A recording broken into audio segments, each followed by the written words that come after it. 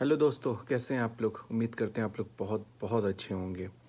दोस्तों, आज हम लोग थोड़ा सा बात करेंगे नेपाल के बारे में। जो नेपाल ने अभी जस्ट अपने निचले सदन में जो बिल है, विवादित नक्शा जो है, जो नक्शा उन्होंने पास किया है, जो कॉन्फ्लिक्ट करता है इंडिया और नेपाल के रिलेशंस को, उसको उन्होंने पास कर लिया अपने निचले सदन में। और उम्मीद ये है कि शायद वो लोग पास कर लेंगे अपने हायर सदन में ऑल्सो। ये क्या है मामला, आखिर क्या है कॉन्फ्लिक्ट का वजह, इस पे हम लोग थोड़ा सा डिस्कस करेंगे। नेपाल काफ़ी एग्रेसिव हो गया है और क्यों हुआ ये भी हम लोग आज देखेंगे। और दूसरी चीज़ ये बात करेंगे, बिहार इलेक्शंस। अब लग रहा है कि बिहार इलेक्शन अब बहुत फास्ट, बहुत जल्दी हो जाएगा, क्योंकि बीजेपी का एग्रेसिव कैंपेनिंग बिहार में काफ़ी ज़ोरों से चल रहा है। नुक्कड़ सभाएं हो रही है। अभी कुछ दिन पहले अमित शाह जी ने वर्चुअल रैली भी किया था। जदयू भी काफ़ी ज़्यादा कैंपेनिंग के मूड में दिख रही है। प्रशांत किशोर इसको लेकर काफ़ी सवाल भी पूछा है उन्होंने। आज हम लोग इसी चीज़ों पे बात करेंगे। उससे पहले अगर आपने हमारे इस चैनल को सब्सक्राइब नहीं किया तो प्लीज़ सब्सक्राइब कर लीजिए, और अगर अच्छा लगे तो इस वीडियो को शेयर करिए और लाइक करिए, और जो भी आपके कमेंट्स है ज़रूर आप हमें कमेंट सेक्शन में बताइएगा। हेलो, तो चलिए अब सबसे पहले हम देखते हैं आखिर माजरा क्या है। नेपाल आखिर इतना एग्रेसिव क्यों हो गया, और क्यों इंडिया जो इतना क्लोज उसका एलाई था, या इंडिया के साथ वो हमेशा रहा है, और उसका जो एरिया है नेपाल का, वो एरिया पूरी तरह इंडिया से लगता हुआ एरिया है। और उसका ज़्यादातर चीज़ें सप्लाई, जो फूड और जो हर चीज़ की सप्लाई इंडिया से ही होके जाती है। फिर ये नेपाल इतना एग्रेसिव क्यों हुआ, ये सबको पता है।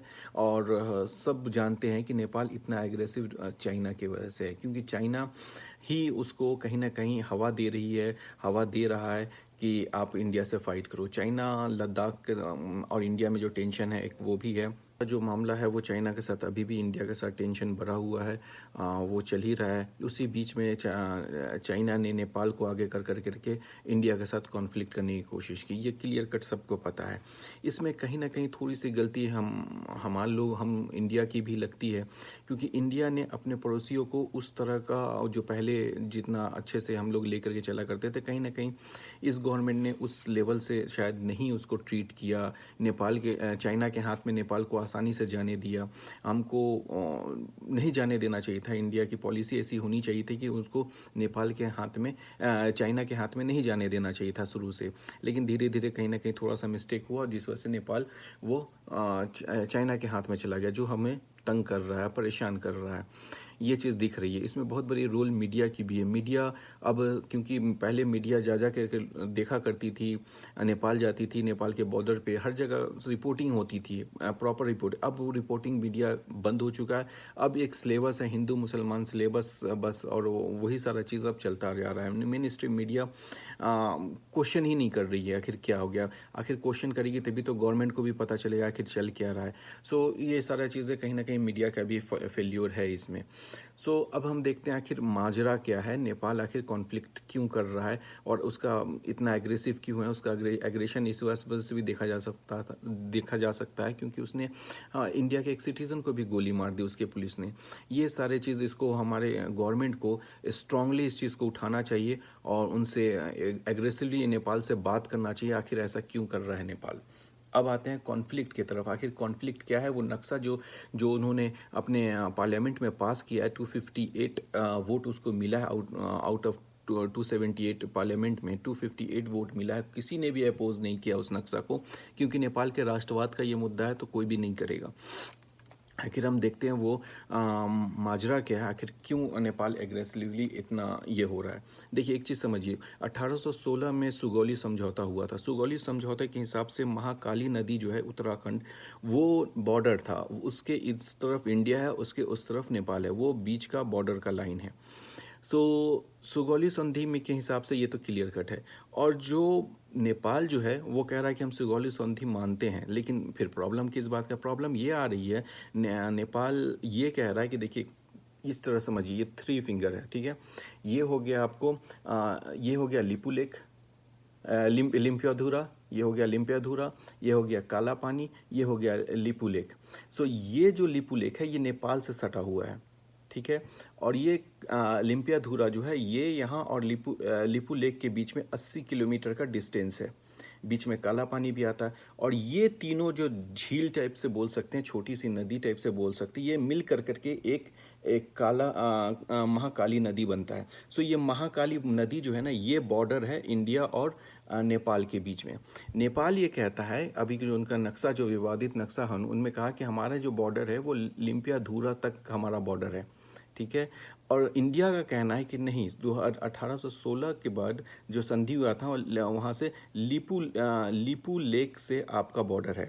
तो ये जो बीच का जो 80 किलोमीटर का डिस्टेंस है, इसी का मेन झगड़ा है। नेपाल कह रहा है कि नहीं, हमारा जो बॉर्डर है वो स्टार्ट होता है लिम्पियाधुरा से स्टार्ट होता है। इंडिया कहता है कि नहीं, आपका जो बॉर्डर स्टार्ट होता है वो लीपू लेक से स्टार्ट होता है, और इसका डिस्टेंस 80 किलोमीटर है। सो अब इसमें प्रॉब्लम क्या है, 1816 से लेकर करके अभी तक 2020 तक ये इंडिया के कब्जा में रहा है, लीपू लेक तक, यानी यहाँ से चाहे नेपाल का बॉर्डर स्टार्ट हुआ है, ये 80 किलोमीटर हमेशा से इंडिया के कब्जा में रहा है। कभी नेपाल ने क्वेश्चन नहीं किया है, अब सडनली क्वेश्चन कर रहा है, क्योंकि चाइना ने उसको पुश किया है कि जाइए आप ये चीज़ करिए। ये चीज़ नेपाल भूल गया है कि इन जो भी हम जितने भी चीज़ें हमारी तरफ से आ रहा है, जा रहा है, सारा चीज़ जो भी हम फूड और सारा चीज़ इंडिया की तरफ से होकर जाता है, कितना क्लोज रिलेशन रहा है इंडिया नेपाल का, हमेशा से रहा है, ये चीज़ नेपाल भूल गया है, चाइना के प्रेशर में आकर के या जो इन्फ्लुएंस में आके, जो कह लीजिए। हमारी गवर्नमेंट को किसी भी हाल में जो उनका कब्ज़ा है इंडियन गवर्नमेंट का, उसको पीछे नहीं हटना चाहिए। एक रिपोर्ट अभी जस्ट आ रही है कि नेपाल ने कुछ जो रोड बनाने के लिए वहाँ सामग्री पिलर उलर रखा गया था, नेपाल ने उसको अपने कब्ज़े में ले लिया है। ये एक खबर है, कंफर्म नहीं हूँ मैं, मगर ये खबर एक आई है। सो इतनी आसानी से कैसे नेपाल कब्ज़ा कर पिलर को उठा के ले जा सकता है, इस चीज़ को ज़रूर एड्रेस करना चाहिए इंडियन गवर्नमेंट को। इंडियन चीज़ों जो भी वहाँ पे बॉर्डर सिक्योरिटी फोर्स हैं, उनको एड्रेस करना चाहिए इन सारी चीज़ों को, आखिर इतना आसानी से क्यों नेपाल लेके जा रहा है सामानों को। सो ये है मेन कॉन्फ्लिक्ट नेपाल का। सो सब कोई जानता है कि नेपाल कहीं ना कहीं इन्फ्लुएंस में है चाइना के, और हमारी गवर्नमेंट की थोड़ी सी ज़रूर कह सकते हैं कि हम बड़ी मछली के यानी कि अमेरिका को हम अपना दोस्त तो मानने बनाने में के चक्कर में हमने नेपाल को कहीं ना कहीं अपने आसपास के लोगों को छोड़ दिया। ये मुझे पर्सनली लगता है, हो सकता है मैं गलत भी हूँ, लेकिन मुझे ऐसा लगता है कि हमने बड़े चीज़ों को टारगेट किया और छोटे छोटे चीज़ों को छोड़ दिया। अपने रिलेशन को, छोटे छोटे रिलेशन जो थे हमारे, जो उसको चीज़ को छोड़ दिया। कहीं ना कहीं हमारा भी ये फेलियर, जिस वजह से ये छोटे रिलेशन जो है हमारा, वो चाइना के दूसरे कंट्री के इन्फ्लुएंस में जा चुका है। अब हम आते हैं बिहार इलेक्शन की तरफ। देखिए बिहार में क्या हो रहा है, बीजेपी एग्रेसिवली फिर से अब नुक्कड़ सभाएं और ये सारी चीज़ें बिहार में चलने लगी हैं। इस कोरोना क्राइसिस में भी बीजेपी कैंपेनिंग में अपने आप को इन्वॉल्व कर रही है। ये काफ़ी ज़्यादा ये है। अभी हम जदयू भी कैंपेनिंग मोड में आ गई है, आरजेडी भी कहीं ना कहीं ऐसा लग रहा है कि कैंपेनिंग मोड में है। मैं इस पर पूरा डिटेल आपको वीडियो एक बना के बताऊँगा आपको क्या है, कहाँ क्या हो रहा है और क्या क्या नहीं हो रहा है। मैंने अपने पिछले वीडियो में बताया था सारा। जब से अमित शाह का वर्चुअल रैली हुआ है, उसके बाद से बीजेपी और जदयू कहीं ना कहीं कैंपेनिंग स्टार्ट कर दी है। उन्होंने वो नुक्कड़ सभाएं कर रही हैं छोटी छोटी।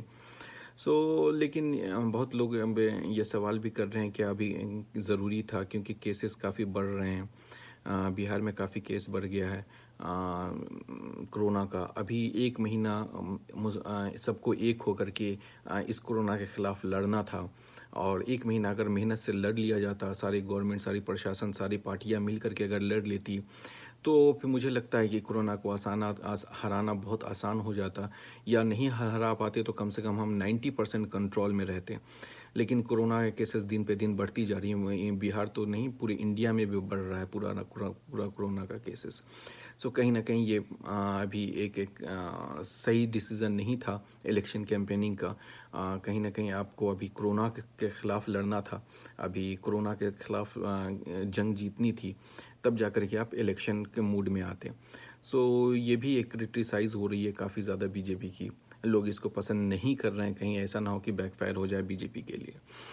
लेकिन बीजेपी जानते ही आप, उसको इलेक्शन ज़्यादा अच्छा लगता है, इलेक्शन में फ़ाइट करना ज़्यादा अच्छा लगता है। तो ये सारी चीज़ें हैं। क्या लगा आपको क्या लगता है इस नेपाल कॉन्फ्लिक्ट को लेकर के? ज़रूर आप हमें कमेंट सेक्शन में बताइएगा।